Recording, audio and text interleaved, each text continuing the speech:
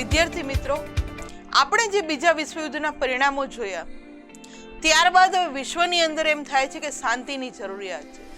આપણને ખ્યાલ છે કે જ્યારે પ્રથમ વિશ્વયુદ્ધ થયું પછી પણ શાંતિની બધાને જરૂરિયાત લાગી, એમ બીજા વિશ્વયુદ્ધ પછી પણ દરેક રાષ્ટ્રને થયું કે ના, હવે ખરેખર શાંતિની જરૂરિયાત છે.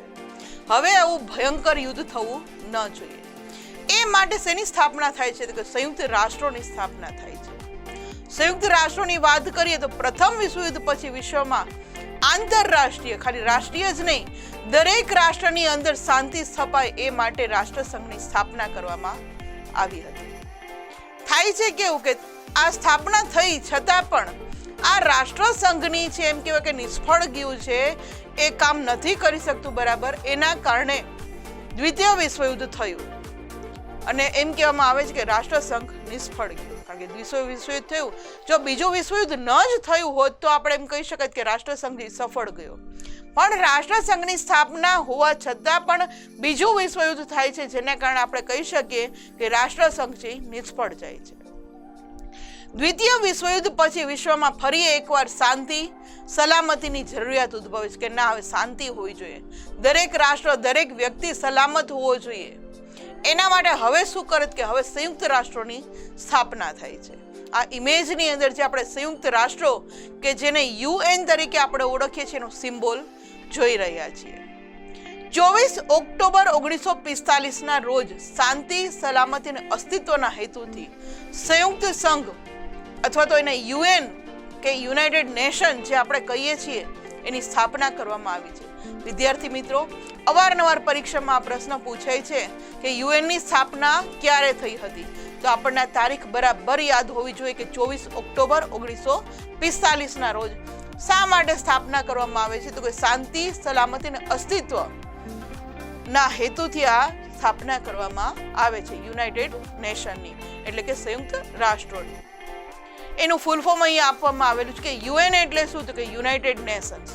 એનું કાર્યાલય પણ અવારનવાર પૂછાય છે કે UN નું કાર્યાલય ક્યાં આવેલું છે. તો વિદ્યાર્થી મિત્રો ખાસ યાદ રાખજો કે UN નું કાર્યાલય છે એ ન્યુયોર્કમાં રાખવામાં આવ્યું છે. આ ઇમેજની અંદર ન્યુયોર્કમાં આવેલું છે. આપણે UN ની વાત કરીએ છીએ ન્યુયોર્કના, કે એની અંદર જે આ નેશન આવેલું છે યુનાઇટેડ નેશન, એનું કાર્યાલય જોઈ શકીએ છીએ. સંયુક્ત રાષ્ટ્રોની સ્થાપના માટે અમેરિકા બીજા વિશ્વયુદ્ધમાં જોડાયું ત્યારથી જ પ્રયત્નો એના ચાલુ હતા કે આપણે યુદ્ધ તો કરી રહીએ છીએ પણ હવે આવું ન થાય, કારણ કે અમેરિકા જે તટસ્થ હતું પણ જાપાન છે એને છંછેડે છે, એના ઉપર હુમલો કરે છે. એટલે અમેરિકા પોતાની તટસ્થ નીતિ છોડી અને જાપાનની ઉપર વળતો હુમલો કરે છે. એમ કહેવામાં આવે છે કે અમેરિકા છે એ આ બીજા વિશ્વયુદ્ધમાં જોડાય છે ત્યારથી જ પ્રયત્ન કરતા હતા કે ખરેખર આવું યુદ્ધ ન થવું જોઈએ. એ માટે આ સંયુક્ત રાષ્ટ્રોની સ્થાપના માટે છે એ અમેરિકાને મુખ્ય ગણવામાં આવે છે.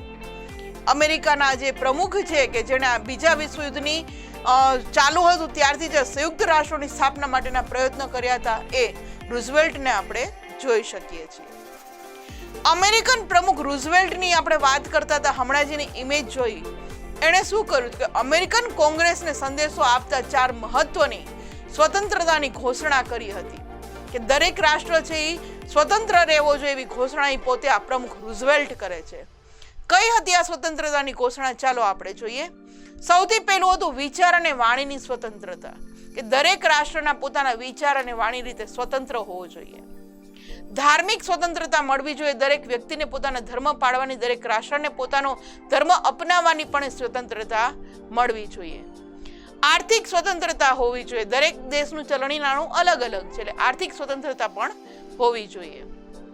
અને ભયમાંથી મુક્તિના અધિકારો પણ એને મળવા જોઈએ. આવી વાત અમેરિકન પ્રમુખ રૂઝવેલ્ટ છે એ કરે છે. આ ઇમેજની અંદર જે આપણે વાત કરી રહ્યા છીએ અમેરિકન પ્રમુખ, એ આપણે જોઈ શકીએ છીએ.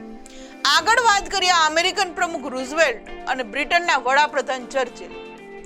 આ બેઉ મહાસત્તા જે હતી અમેરિકા અને બ્રિટન, એના વડાપ્રધાન છે એટલાન્ટિક મહાસાગરના એક જહાજ ઉપર 8 મુદ્દાઓનું એક ખતપત્ર તૈયાર કરે છે કે હવે વિશ્વની અંદર આવું ભયાનક યુદ્ધ ન થાય એના માટે એક ખતપત્ર તૈયાર કરે છે.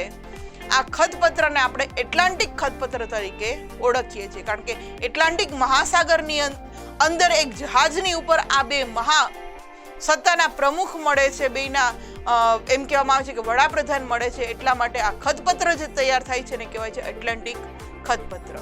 આ ઇમેજની અંદર જે આપણે બે પ્રમુખ રૂઝવેલ્ટ અને વડાપ્રધાન ચર્ચિલની વાત કરી રહ્યા છે એને જોઈ શકીએ છીએ. ખતપત્રમાં કઈ કઈ બાબતોનો સમાવેશ થતો હતો તો કે દરેક રાષ્ટ્રના સ્વતંત્રતામાં અને સાર્વભૌમત્વની જાળવણી કરવી જોઈએ, કે દરેક રાષ્ટ્રને સ્વતંત્ર કરી નાખો. વિદ્યાર્થી મિત્રો, તમને ખ્યાલ હશે કે બીજા વિશ્વયુદ્ધ પૂરું થયું ત્યાં સુધી આપણું ભારત 15મી ઓગસ્ટ 1947ના દિવસે આઝાદ થયું. જ્યારે 1945ની અંદર આપણું બીજું વિશ્વયુદ્ધ પૂરું થયું એ પછીના 2 વર્ષે.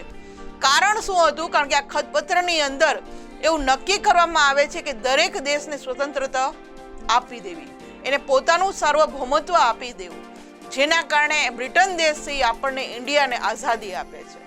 એટલે બીજા વિશ્વયુદ્ધ પછી જે આ ખતપત્ર તૈયાર થાય છે એ ખૂબ જ મહત્વનું છે, જેને કારણે આપણો ભારત દેશ છે એ સ્વતંત્રતા અપનાવે છે અને એને સ્વતંત્રતા મળે છે. શાંતિ માટેની પણ અહીંયા ખતપત્રની અંદર સહી થાય છે અને સલામતી, કારણ દરેક રાષ્ટ્રને પોતાની સલામતી માટે પણ એના પ્રયત્નો કરવા જોઈએ. તો આ રીતે હાલમાં એમ વાત કરીએ તો સંયુક્ત રાષ્ટ્રની અંદર કેટલા સભ્યો છે તો કે 193 રાષ્ટ્રો છે એ સભ્ય તરીકેમાં જોડાયેલા છે કે હવે અમે લોકો શાંતિ અને સલામતીનો પ્રયત્ન કરશું, સ્વતંત્ર રહેવાનો પ્રયત્ન કરશું, પણ યુદ્ધનો તો પ્રયત્ન નહીં જ કરીએ. એ માટે એમ કહેવામાં આવે છે કે યુનાઇટેડ નેશનની અંદર કુલ 193 જેટલા સભ્ય રાષ્ટ્રો જોડાયેલા છે. આ ઇમેજની અંદર જે આપણે વાત કરીએ છીએ યુનાઇટેડ નેશન એટલે કે યુએનની, એનો સિમ્બોલ જોઈ રહ્યા